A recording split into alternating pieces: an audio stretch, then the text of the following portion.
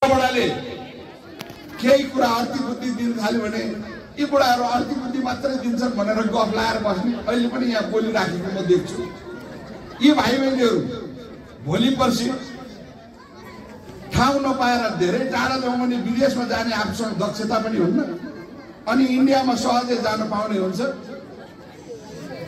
त्यो बेला गीतको सम्झना आउँछ, आमा रुदै गाउँ बेसी मेलैमा म चाहिँ रुदै गोरखपुर रेलैमा भनेर हिँड्नु पर्ने हुन्छ। हाम्रो बेलामा पनि यस्ता गीतहरू चर्चामा थिए। हामीहरू त्यो किन त भन्दाखेरि हामीले तपाईहरुले अब यो देशलाई सम्हाल्नु पर्ने कुरा छ। मैले राजनीतिक क्षेत्रबाट विद्यार्थी नेता भएर आउँदै गर्दा आज 45 वर्षदेखि यो जिल्लामा सेवा गरेर तपाईहरुको लागि भनेर अहोरात्र खटेर कुनै व्यापार गरिन, कुनै व्यवसाय गरिन, मैले निजी जीवन भनिन। त्यसरी लाग्दै गर्दा कतिपय साथीहरुको चित्त बुझाउन सकियो होला, कतिलाई सकिएन होला।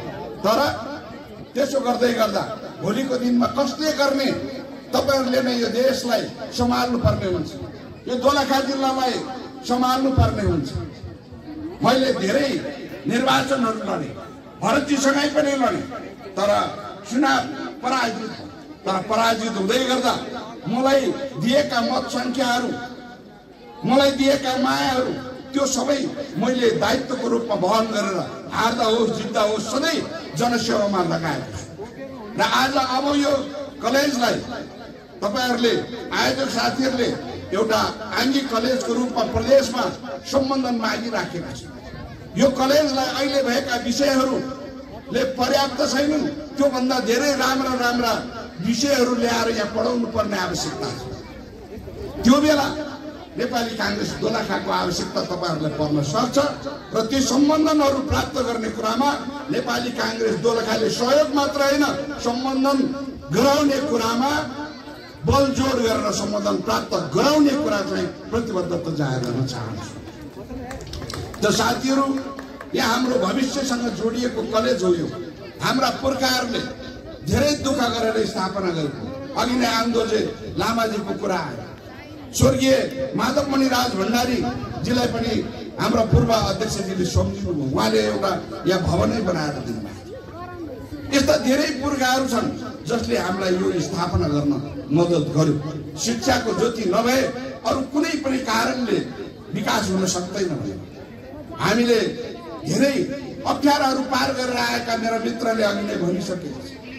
हाम्रो अवस्था के थियो, हिजो दोलखा जिल्लाको विकास निर्माणको अवस्था के थियो, पञ्चायतकालीन अवस्था, राणाकालीन अवस्था, 240 वर्ष राजा महाराजाहरूले चलाउँदै गर्दा ठाडो लङ्गौटी लाएर हिँडेका हाम्रा पुर्खाहरूलाई सम्झिँदा तपाईँ विद्यार्थी साथीहरूले त्यो दुःख भोग्नु भएको छैन।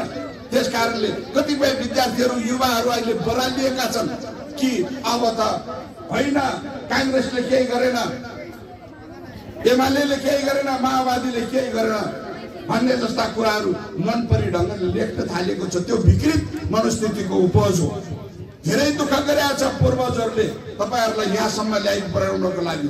उहाँहरूको सम्मान, इज्जत, प्रतिष्ठाको विषय तपाईहरुले अध्ययन गर्नुपर्छ, अनि मात्रै हामीले भावी रणनीतिहरू तयार गर्न सक्छौँ।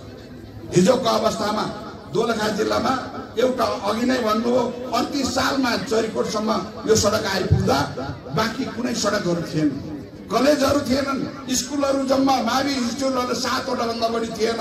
म नेविसनको अध्यक्ष हुँदा बल्ल 13 वटा पुगेको थियो। आज स्कुल, हरेक हाई स्कुलहरू अहिले 100 भन्दा माथि पुगिसकेको अवस्था छ। प्राइभेट विद्यार्थीहरू प्राइभेट लेभलका कुरा गर्ने हो भने हरेक वडामा होइन, टोल टोलमा पुगेको अवस्था छ। सञ्चार नीति अहिले विश्वसँग हामीले कम्पिटिसन गर्न सक्ने परिस्थितिमा पुगेको छ। यो बहुदलीय प्रजातन्त्रको सुन्दरता हो। विकासका कुरा अत्यन्त बढी भएकै छ, तर हामीले अन्य देशहरू सरह, हामीले देखेको गुगल सर्चहरूमा देखेको सरह गर्न सकेनौँ। त्यो हाम्रो अझ त्योसम्म पुर्याउने दृष्टता हामीले गर्नुपर्छ। त्यसकारणले आदरणीय महानुभावहरू, विद्यार्थी भाइ बहिनीहरू, हामीले गरेका दुःखका कुरा तपाईहरुले बुझ्नुभयो भने अबको दिनमा अगाडि बढ्नलाई तपाईहरुले टेवा पुग्न सक्छ। त्यसो भएको हुनाले हामीले राजा महाराजाका कुरा गर्छौँ। राजा महाराजाहरूले हामीले कमाएका देशले कमाएको जनताको पैसा सबै खाएर सिद्ध्याएर तहस नहस पार्यो भनेरै 240 वर्षको उहाँहरूको इतिहासलाई समाप्त गर्नु पर्यो। हामी प्रगतिशीलहरूलाई थुनेर राखेर समाप्त गरेको अवस्था। तर अघि मेरो मित्र माओवादीका साथीले भने जस्तो अहिले नै गणतन्त्र आइहाल्यो भनेर 2-4 जना उफ्रिँदैमा आत्तिहाल्नु परिस्थिति छैन। हामीले धेरै कुराहरू पेश गरेका छौँ। बहुदलीय व्यवस्था स्थापना गर्न पञ्चायतमा मात्रै 32 वर्ष लड्यौँ। राणा शासनलाई हामीले परास्त गर्यौँ। त्यसकारणले मरेको घोडालाई चाबुक लगाएर दौडाउनु खोज्नेहरूलाई त्यो घोडा उठ्दैन भनेर म घोषणा गर्न चाहन्छु। घोडा चाबुक लगाएर मरेको घोडा दौडिन्छ। त्यसकारणले आदरणीय मित्रहरू, अहिले नै आत्तिहाल्नु पर्ने, हामीले प्रतिवाद गर्नुपर्ने, लडाइँमा उत्रिनु पर्ने कुरा होइन। मानसिक रूपमा र हाम्रा केही कुराहरू छन्, रिजर्भेसनहरू छन् होइन। अहिलेका नेताहरूले केही गल्तीहरू गरेका कारणले, अहिले सही ठाउँमा पुगेका मान्छेहरूको गलत निर्णयका कारणले, भ्रष्टाचारमा डुबेको कुराहरू बाहिर आएका कारणले यी कुराहरू आएको छ। कसैले राजा महाराजालाई ल्याउनु खोजे होइन। यो बहुदलीय प्रजातन्त्र भनेको यस्तो व्यवस्था हो जसमा राजावादी पनि अट्छ, त्यहाँ हिन्दूवादी पनि अट्छ, क्रिस्चियन पनि अटेको छ र बौद्ध धर्मावलम्बीहरू लगायत सबै बहुभाषा बहुधार्मिक मान्छेहरू यहाँ अट्न सक्छ। यो बहुदलीय प्रजातन्त्रको सबैभन्दा सुन्दर पक्ष हो। तर अड्दै गर्दा यो व्यवस्था प्रति कसैले आचार्ने काम गर्छ भने त्यो सही नेपाली कांग्रेसलाई हुँदैन र त्यो अन्य हाम्रा हिजोको परिवर्तनकामी सबै दलहरू एक ठाउँमा उभिने कुराको प्रतिबद्धता गर्न चाहन्छु। त्यसको नमुना आज सहकार्य, सहमति र एकताको कारणले सोभियु एक ठाउँमा उभिएर हामीले स्थापना गर्न सफल भएका छौँ दलका। त्यसै गरी अन्य सङ्घ संस्थाहरू पनि सहमतिका आधारमा हामी अगाडि बढाउँदै जानेछौँ, सहकार्यको आधारमा बढाउँदै जानेछौँ, सह अस्तित्वको रूपमा अगाडि बढाउँछौँ।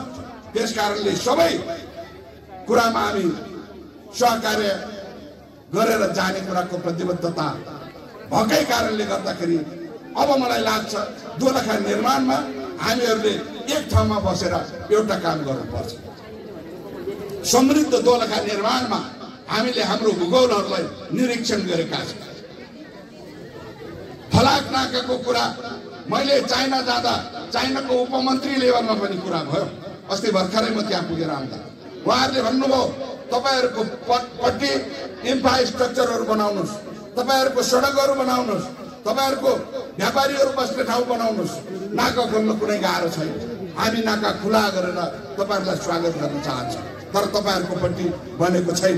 यदि तपाईहरु बनाउन सक्नुहुन्न भने गभर्नमेन्ट लेभलबाट हामीलाई अनुरोध होस्, हामीलाई चाहिँ हामी त्यो खोल्न तयार छौँ भन्नुभएको छ।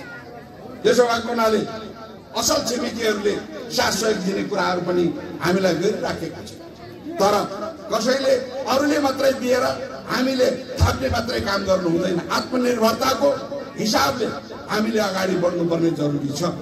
प्राविधिक शिक्षालयहरू स्थापना हुनु छ। यहाँ मैले अघि नै भने यहाँ राम्रा राम्रा विषयहरूलाई स्थापना गर्नको लागि नेपाली कांग्रेस दोलखाले के गर्नुपर्छ त्यो गर्न हामी तयार छौँ र गर्नुपर्छ। यो प्रदेशले दोलखा जिल्लालाई अग्रगामी रूपमा अगाडि बढाउनका लागि नेतृत्व गर्नुपर्छ भनेर म अनुरोध गर्न चाहन्छु। आदरणीय महानुभावहरू, धेरै कुराहरू हुँदाहुँदै पनि ती कुराहरूलाई अहिले थाती राखेर फेरि पनि गरौँला। अब 44 वर्ष त पुगिसक्यो। अब 6औं वर्ष पछाडि हामी यहाँ सायदै लाग्छ अब गोल्डन जुब्ली मनाउने तयारीमा छौँ होला। त्यो बेलासम्ममा हामीले यहाँ यो कानुनी संकायहरूदेखि लिएर प्राविधिक संकायहरू स्थापना गरेर भव्य रूपमा यो कलेजलाई अगाडि बढाउनका लागि यहाँहरूलाई अनुरोध गर्दै